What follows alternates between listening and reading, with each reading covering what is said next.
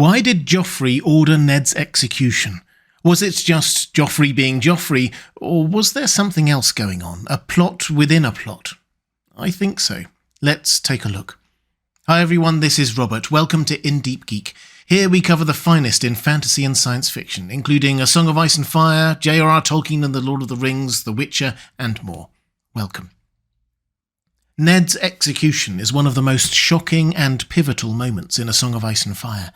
An honourable man was killed and any hope of peace was over in a moment. But why do it?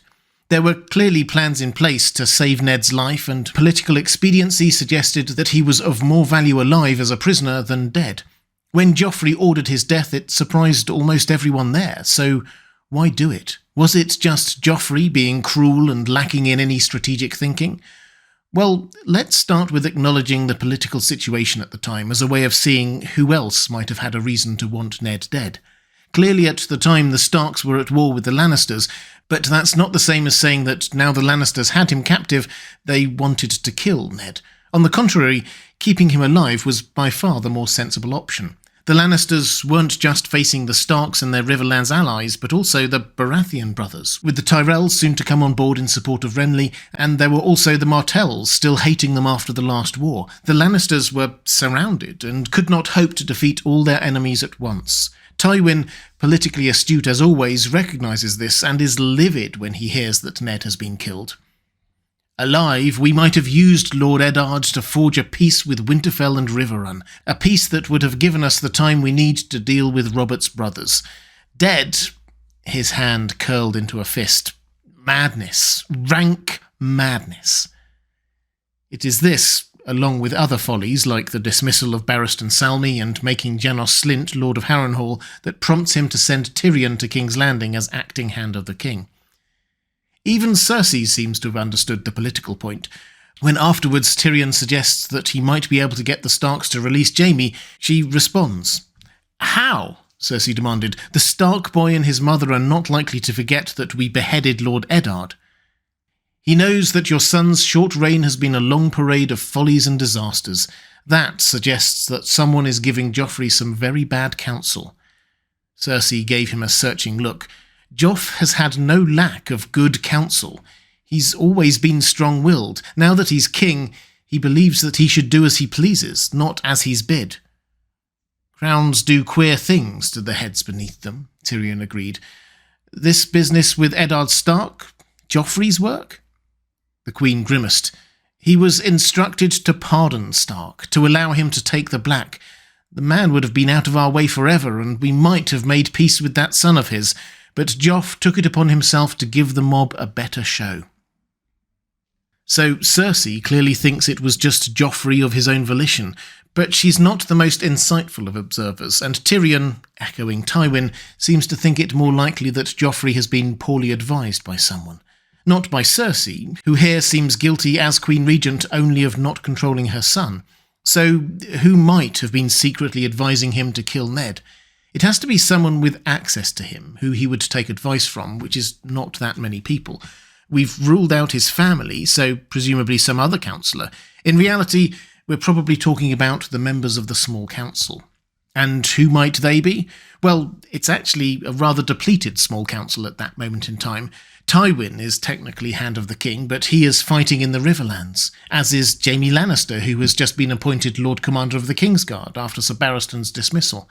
The Masters of Laws and Ships were Renly and Stannis Baratheon, but they have obviously both left to make their own claims on the throne, and their seats seem not to have been filled in the short term. Cersei is there as Queen Regent, but we've already discounted her. While Pycelle clearly has his own agenda, he strongly asserts to both Cersei and Tyrion that he is their father's man, and Tywin definitely didn't want Ned executed, so no, not him either. Varys has his own agenda, but while it was in his longer-term interests to remove the generally competent Ned from the defence of King's Landing, like he subtly manoeuvred Barristan Selmy, Tyrion and Kevan Lannister in different ways out of that picture, that end could be accomplished just as easily by having Ned join the Night's Watch, and that was the plan that he and Cersei seem to have cooked up together. Varys went personally to Ned in the Black Cells to convince him to go along with it. Ned would confess his guilt of the crimes he was accused of, the king would magnanimously pardon him and send him to the wall, and the crown would be in a position to negotiate with Robb Stark while they dealt with the Baratheon brothers, who, at the time, they saw as the greater immediate threat. Cersei told Joffrey what he had to do, while Varys got Ned on board and arranged for Yoren the Night's Watchman to be ready to take Ned out of the city straight after the pardon. At the same time, he also arranged for Gendry to be smuggled out through the same route. So although Varys is rarely to be trusted completely, he doesn't seem to have a particular motive here to do something so dramatic, risky, and convoluted as convince Joffrey to go against his own plan and order Ned's public execution. In fact, let's stick with Varys for a moment, because although he's probably not guilty this time, he seems to know something. He has a long and very entertaining conversation with Tyrion after Tyrion arrives in King's Landing as acting hand. It seems he too had been pondering what happened. Tyrion starts. "It does seem my sister was telling the truth about Stark's death. We have my nephew to thank for that madness. King Joffrey gave the command. Janos Slynt and Ilyn Payne carried it out, swiftly, without hesitation. Almost as if they had expected it. Yes, we have been over this ground before, without profit. A folly." At which point Varys then steers the conversation around to some words of wisdom we know well, but often forget the context. Varys here is talking about whose orders Sir Ilyn Payne, the swordsman, had really been following that day, and he says, "Power is a curious thing, my lord. Perchance you have considered the riddle I posed you that day in the inn." "It has crossed my mind a time or two," Tyrion admitted. "The king, the priest, the rich man, who lives and who dies, who will the swordsman obey? It's a riddle without an answer, or rather too many answers. All depends on the man with the sword." "And yet he is no one," Varys said. "He has neither crown nor gold nor favour of the gods, only a piece of pointed steel. That piece of steel is the power of life and death." "Just so. Yet, if it is the swordsmen who rule us in truth, how do we pretend our kings hold the power? Why should a strong man with a sword ever obey a child king like Joffrey, or a wine-sodden oaf like his father? Because these child kings and drunken oafs can call other strong men with other swords. Then these other swordsmen have the true power. Or do they? Whence came their swords? Why do they obey?" Varys smiled. "Some say knowledge is power. Some tell us that all power comes from the gods. Others say it derives from law. Yet that day, on the steps of Baelor's Sept, our godly High Septon and the lawful Queen Regent and your ever-so-knowledgeable servant were as powerless as any cobbler or cooper in the crowd. Who truly killed Lord Eddard Stark, do you think? Joffrey, who gave the command, Sir Ilyn Payne, who swung the sword, or another?" Varys stops short of naming this other person who killed Ned Stark, but given how all the other possible candidates seem motiveless in this, who else really could it be than Littlefinger? In another video, I set out at length how Littlefinger has a very, very strong motive for killing Ned, or several very, very strong motives. Not just his obsession with Catelyn and obvious dislike of Ned, her husband, not just because Ned's death would support his plan to create tensions between the Starks and Lannisters, and Ned surviving might ease them, and not even just his penchant for creating chaos, which this undoubtedly did, and then profiting from it, which he undoubtedly did, but also because Ned was a loose thread in his machinations. Ned knew that Littlefinger had betrayed him, leading to the deaths of dozens of beloved Stark retainers, Ned's imprisonment, Arya's disappearance, and Sansa's captivity. But the Stark family as a whole did not know that. They still blamed the Lannisters. If the Varys-inspired plan to get Ned into the Night's Watch had worked, and Ned had got back north of the Neck, you can be sure that, even if his honour did hold him to go through with it, he would still tell his family, and in particular Cat, what happened. And deluded as he is, Littlefinger would see that as a blow to his chances of finally winning over Cat. Littlefinger needed Ned to die, and this was his best chance of making that happen. I put forward in that other video the likelihood that Littlefinger's fallback plan was to hire a faceless man, who we know as Jaqen H'ghar. I won't go into that now, watch that video if you're interested in that, but it's surely not a coincidence that Jaqen surfaced in the very wagon train Ned was due to join after he was pardoned and sent to the wall. And just by the way, it's possible Varys knew all this. He was in charge of the Black Cells, where Jaqen had apparently been held, and arranged for Yoren to stay behind to take Ned. And noticeably, in his last conversation with Ned, he tries to persuade him to go along with the plan, not with reassuring him that there is a way he can escape with his life, but by saying this: "I trust you realise you were a dead man, Lord Eddard."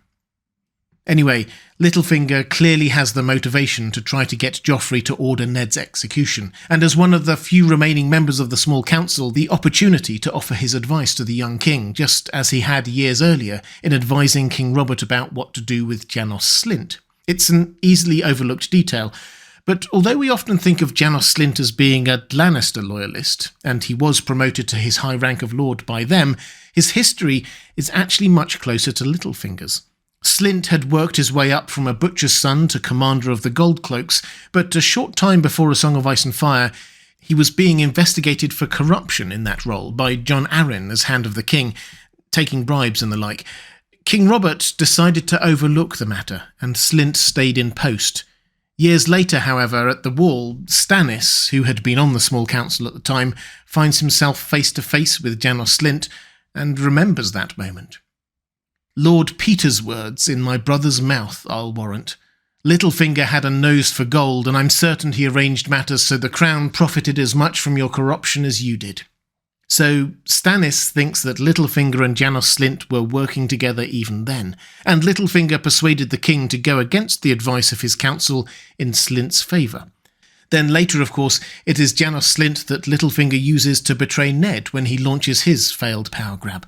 The Goldcloaks under Slynt's command were in on Littlefinger's plotting. They pretended to be on Ned's side, and then turned on him on the orders of Littlefinger and their commander. Why is this important? Because it means that Littlefinger and Slynt had a history of working together on underhanded schemes. Littlefinger would sweet-talk the nobles into doing what he wanted, and Janos Slynt would do the dirty work on the ground. And Varys is convinced that Janos Slynt had to be in on this. Yes, Ilyn Payne was the one who wielded the sword and did so swiftly. Janos Slynt, however, was equally swift in acting. His Goldcloaks moved immediately to hold back the crowds, and he quickly grabbed up the head of Ned and showed it to the crowd. As Varys and Tyrion both conclude, Janos Slynt and Sir Ilyn Payne carried it out, swiftly, without hesitation, almost as if they had expected it. But for their swift actions, there was a chance that Varys or Cersei or the High Septon or someone else might have intervened, but they were caught by surprise. Littlefinger was there too, actually, although we don't get to see his reaction. It certainly doesn't seem to have been particularly demonstrative.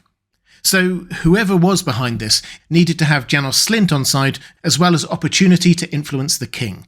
Motive, means and opportunity. It all points to Littlefinger. And there is also this mysterious quote from George R.R. Martin back in 2008, when asked whether Littlefinger influenced Joffrey to hire the cat's paw assassin to kill Bran near the start of the story.